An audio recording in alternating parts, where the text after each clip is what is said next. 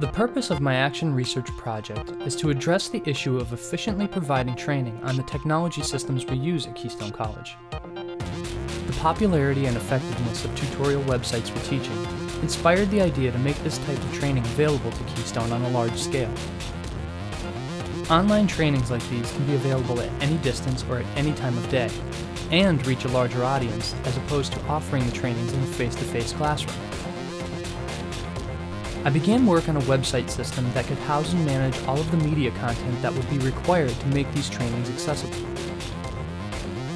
It is designed so that as soon as a tutorial is uploaded to the web server, it is available to everyone without any additional code writing on the media services website.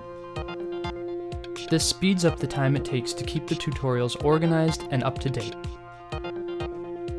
The first cycle of this research confirmed some of my initial ideas about how this system would work. I decided to utilize the media services site to conduct a series of Blackboard trainings.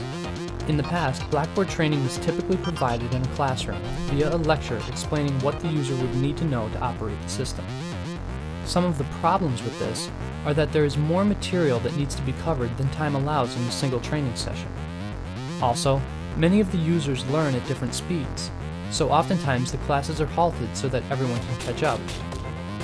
For these Blackboard training sessions, I would play the role of a moderator, providing technical support and assistance, but ultimately letting the training system teach the operation methods of Blackboard. Receiving the training was a group of 9 Keystone College faculty, ranging from those who were new to Blackboard to avid Blackboard users looking for changes to the system after the last update. The learners were asked to log into Blackboard and enroll in a Blackboard training virtual classroom. They were then asked to complete the first lesson posted in the virtual classroom, which directed them to the Media Services website, and then to specific tutorials that pertain to the lesson. At the end of each lesson, the users were asked to participate in a 10-question satisfaction survey.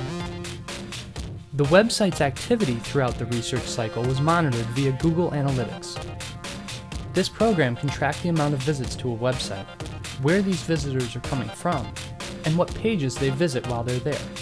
From this tracking system, you can see the spike of usage on the dates of each of the training sessions, but also that the usage remains relatively consistent for subsequent weeks.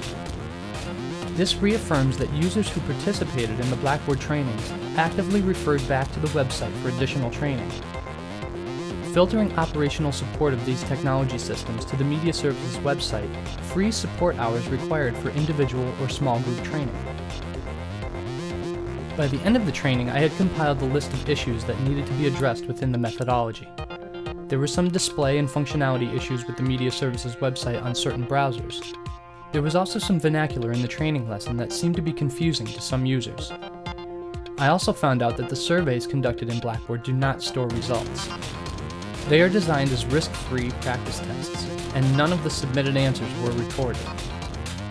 I was unable to use any of the feedback provided by the participants of the training sessions.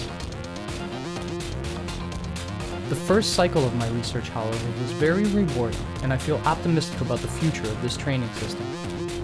The timing of this project is optimal because I am able to test the system on smaller groups and work out any bugs before we are back in full swing of the semester in the fall.